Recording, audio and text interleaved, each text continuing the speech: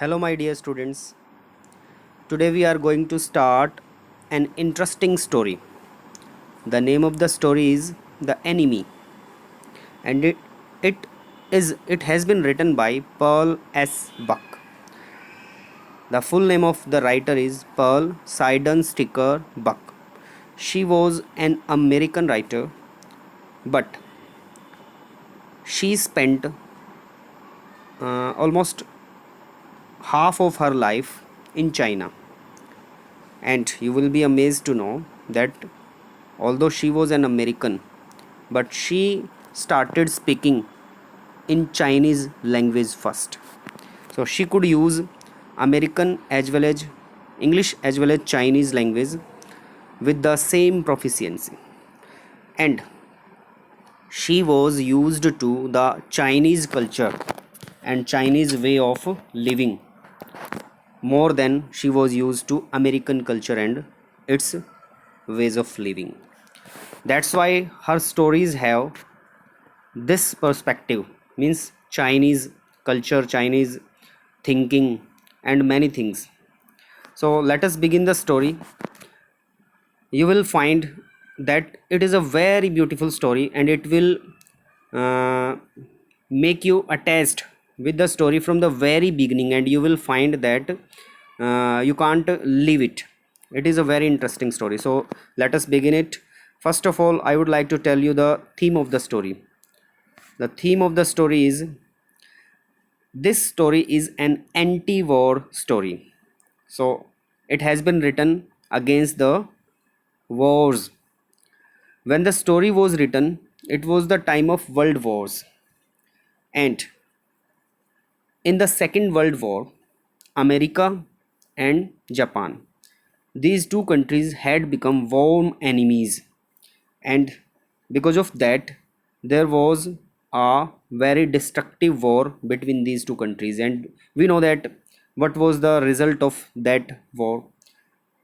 America used nuclear weapons, and Hiroshima and Nagasaki uh, got affected because of that anger. So at that time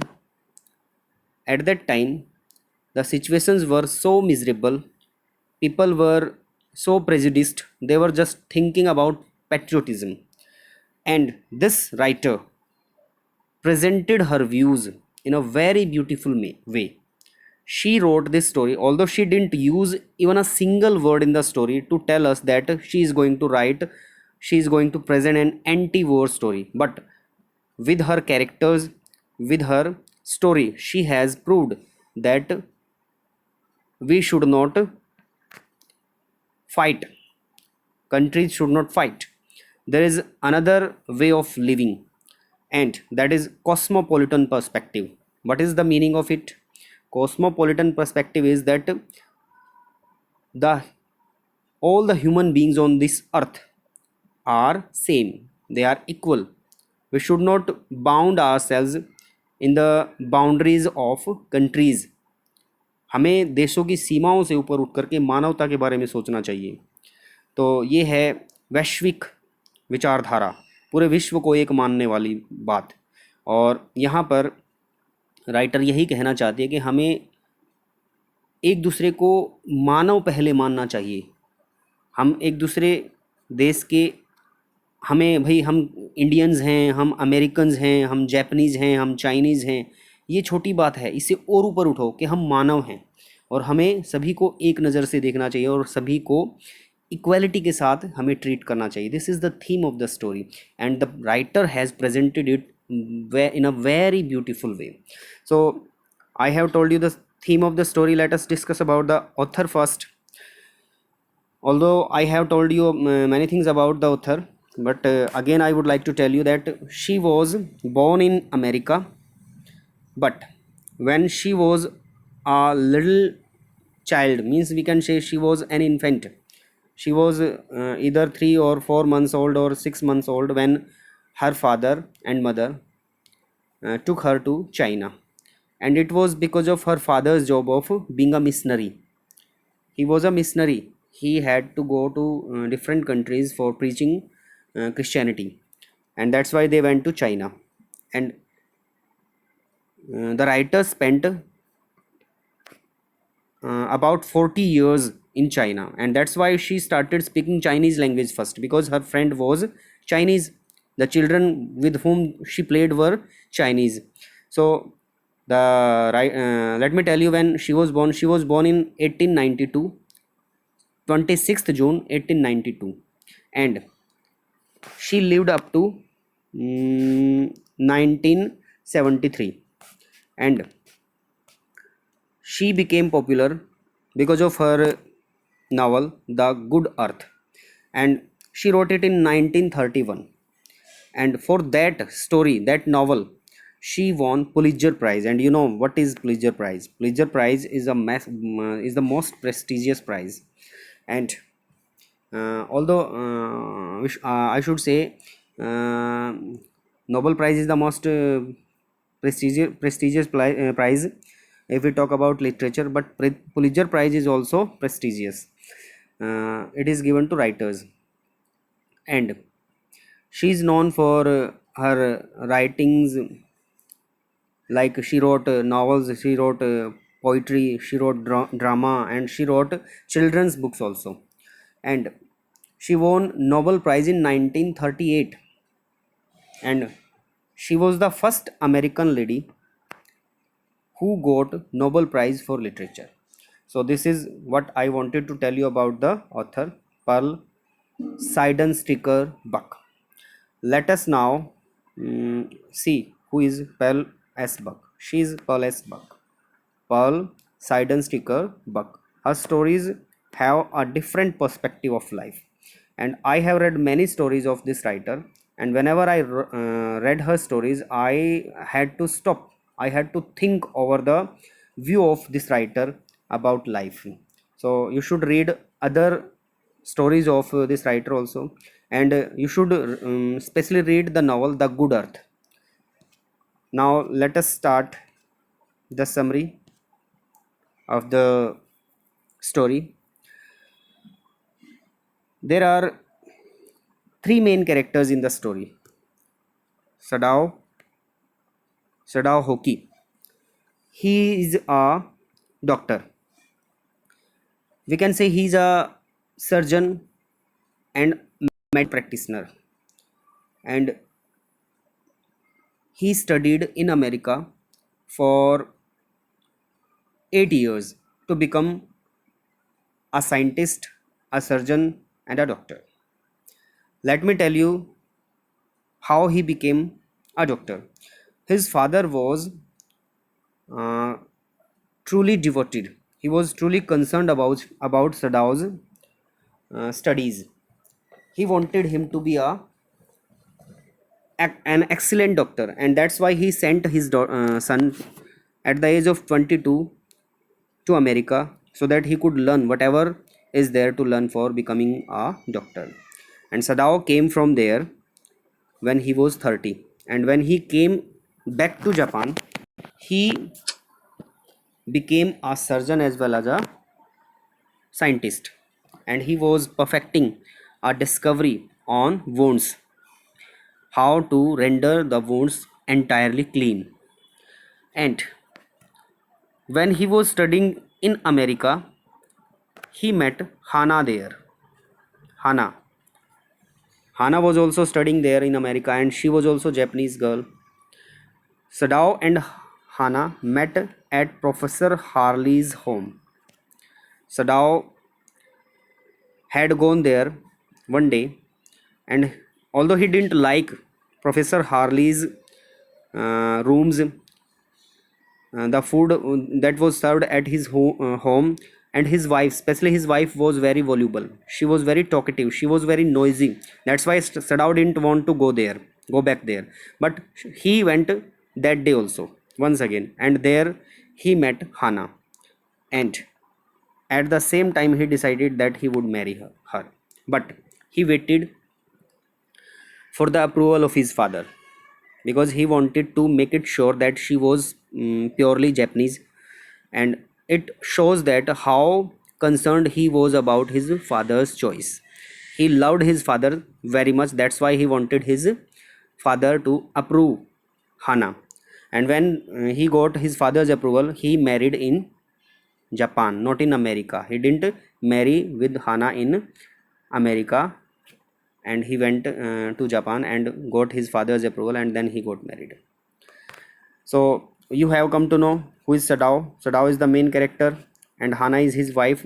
Sadao is the Japanese doctor, and he has a home at the sea beach. सदाओ का घर जो है वो समुद्र किनारे है. And one day Sadao had come back from his duty, and when he came back home he was standing outside his home watching the beautiful scene of the sea. At the same time his wife also came out. They were standing holding each other's hand and watching the sea. It was misty. The fog was engulfing the area. It was the winter season, and when they were standing there, they saw a man flung out of the sea. एक आदमी को उन्होंने समुद्र की लहरों से बाहर गिरते हुए पाया. लहरों ने जैसे उसको पटक दिया हो बाहर. एट फर्स्ट सदाओ ने सोचा कि शायद कोई मछुआरा है जो बह करके अपनी नाव से गिर गया होगा और बह करके आ गया होगा. Why did he think so? Because आसपास जहाँ पर वो रहते थे उनके आसपास मछुआरों के गांव थे. उन्होंने सोचा कि डेफिनेटली कोई मछुआरा बह करके आ गया. दोनों भाग करके गए और उन्होंने जा करके देखा that the person was bleeding. And when they examined carefully they found that he was not a fisherman, he was an American, and his name was Tom. Later they came to know. अभी मैंने आपको वैसे ही नाम बता दिया Tom. उनको नहीं पता था कि ये कौन है. Sadao and Hana found him American. और उन्होंने जब ध्यान से देखा he was wearing the cap of American army. Sadao को पता चल गया कि ये क्या है. Sadao came to know that he was a POW, prisoner of war. Means Japan की आर्मी ने उसको प्रिजनर बना रखा था. वो अमेरिका का सोल्जर था बट जापान की आर्मी ने उसको कैप्चर कर रखा था और वो वहाँ से उनसे बच कर के भागा था. And he was bounded. उसको गोली लगी हुई थी at the lower back, right side of his back, और उसमें से काफ़ी खून बह रहा था. और जिस एरिया में वो आया था, जिस एरिया से वो बह करके आया था, that area was rough. It was spiked with rocks. चट्टानों की नुकीली स्पाइक्स निकले हुए थे. उस एरिया में से आया था तो पहले से गोली लगी हुई थी और ऊपर से वो चट्टानें नुकीली थी. उन्होंने उसके घाव को और भी ज़्यादा खोल दिया था. And he was bleeding profusely. And at that time it was the war time with America and he was their enemy. उनका दुश्मन था वो. That's why the story has been titled as the enemy. उनके घर के बाहर समुद्र के किनारे एक घायल आदमी पड़ा हुआ है और वो ऐसी कंडीशन में है कि वो मर जाएगा अगर उसकी हेल्प नहीं की गई तो. But how can they help? Because he was an enemy. वो अमेरिका का सैनिक था और अमेरिका के साथ तो वॉर चल रहा था, वर्ल्ड वॉर चल रहा था. अगर वो उसकी हेल्प करते दे वुड बी ट्रेटर्स. वो धोखा देते अपने देश को. Because it was not considered as patriotism. जिस देश के साथ लड़ाई चल रही है उस देश के आदमी की हेल्प कर रहे हो. सो उनके दिमाग में एक डिलेमा था, उलझन थी. What should they do? Doctor के दिमाग में क्या था? डॉक्टर को सिखाया जाता है कि भाई अगर हो सके तो उसको हर तरीके से, हर तरह से मरते हुए इंसान की जान बचानी होती है. That is the duty of a doctor. But एक देशभक्त होने के नाते they could not help an enemy. But they decided they didn't care about the patriotism. उन्होंने ह्यूमैनिटी के बारे में सोचा, मानवता के बारे में सोचा. डॉक्टर सदाओ ने अपनी ड्यूटी के बारे में सोचा और वो उसको अपने घर में ले गया. And he operated upon him. उसने उसका ट्रीटमेंट किया, उसका ऑपरेशन किया. But he faced many problems before that. Why? There was a servant, a nanny at their home, Yumi. She took care of two children of Sadao and Hana. Sadao और Hana के 2 बच्चे थे जिनकी देखभाल Yumi करती थी, she was the nanny. और there were 2 other servants, gardener and cook. So these 3 servants were there at their home. Sadao and Hana wanted to inform them, क्योंकि वो जैपनीज़ हैं, और जब उनको पता लगेगा कि भाई दोनों डॉक्टर किसी अमेरिकन की हेल्प कर रहे हैं, so they would be full of revolt, तो उनको बताना था, और दे फेस द प्रॉब्लम। जब यूमी को बताया तो यूमी का फेस देखने लायक था। She revolted and she clearly told, although she was full of respect for her honours, but at that time she didn't care about it. वो चाहती थी कि भाई उसके जो दोनों के दोनों मालिक हैं वो भी उस अमेरिकन की हेल्प ना करें, because it would be against the law of the country. Yumi ने मना कर दिया। हाना wanted him to wash the wound of that soldier, but she denied. Cook and servants were also full of revolt when they came to know. The servant said कि अगर उस prisoner of war को गोली लगी थी, it means he was destined to die, वो मरने वाला था, और उसके पहले तो उसको गोली लगी, and again he was hurt by the spikes of the mountains of the sea. भाई प्रकृति उसके खिलाफ थी। The nature wanted to kill that person, why the doctor was trying to save? If he would try to save the person, he would go against the nature and the nature would revenge. प्रकृति बदला लेगी. It was his perspective. So Sadao and Hana didn't care about it. They somehow managed to operate. Sadao wanted to operate because he knew that if he didn't operate, the person would die, and he took help of Hana. Hana was not from medical field, she was a non-medico, but he took his wife's help. और उन्होंने उसका operation किया. Operation करने के बाद 2-3 दिन के बाद वो जो प्रिजनर ऑफ वॉर था वो थोड़ा सा ठीक फील करना स्टार्ट हुआ, उसको होश आया, और जब जैसे ही उसको होश आया वो डरा हुआ फील कर रहा था, because he was in Japan, and when he came to know that he was at a home of Japanese people, he was afraid. उसको पता था कि क्या होने वाला है उसके साथ, क्योंकि पता है कि भाई सोल्जर है, he would be handed over to police को सौंप दिया जाएगा, और and they would treat him whichever way they wanted. तो ही वॉज अफ्रेड. और उसने पूछा सदाओ से कि मेरा क्या करने वाले हो? तो सदाओ ने कहा कि भाई I don't know what I am going to do with you, I have not decided. So in this way 6-7 दिन हो गए उनको वहाँ पर रहते हुए, और सदाओ के जो नौकर्स हैं हाना और यूमी और कुक एंड गार्डनर, वो तीनों के तीनों अपना सामान बांध करके चले जाते हैं वहाँ से. और it was their way of recording their protest के उनके मालिक उनकी बात नहीं मान रहे, तो so they were going there from there. और उन्होंने वॉर्न भी किया था उनको कई बार कि भाई it is not good for their future as well as for their children. But they went. Hana and Sadao themselves didn't know why they were saving the American. Although they were blamed. सदाओ और हाना को blame भी किया उनके servants ने कि भाई क्योंकि वो इतने साल तक अमेरिका में रहे ना, तो इसलिए वो अमेरिका के लोगों के साथ थोड़ा सा सिंपैथेटिक है, इसलिए बचा रहे हैं वो उसको. अपने देश के बारे में ना सोच करके अमेरिका के बारे में सोच रहे हैं वो पहले, क्योंकि अमेरिका में पढ़ के आए, उनको अमेरिका के साथ लगाव है. So they were blamed, but they didn't know, they themselves didn't know why they were doing, but their subconscious mind knew. We also know because they were good human beings. वो मानवता की बात पहले करते हैं, मानवता के बारे में पहले सोचते हैं. That's why they were saving him. अब सदाओ वॉर के टाइम पे उसको ट्रूप्स के साथ क्यों नहीं भेजा गया? I didn't tell you. War चल रहा था लेकिन उसको सेना के साथ नहीं भेजा गया. There were 2 reason. Because one reason was that he was perfecting a discovery. वो जख्मों को, घावों को बिल्कुल क्लीन करने के लिए डिस्कवरी कर रहा था.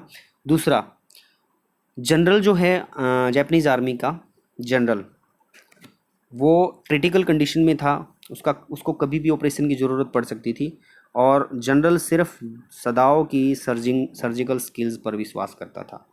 उसको लगता था कि only Sadao is the best surgeon. That's why he wanted Sadao to operate upon him.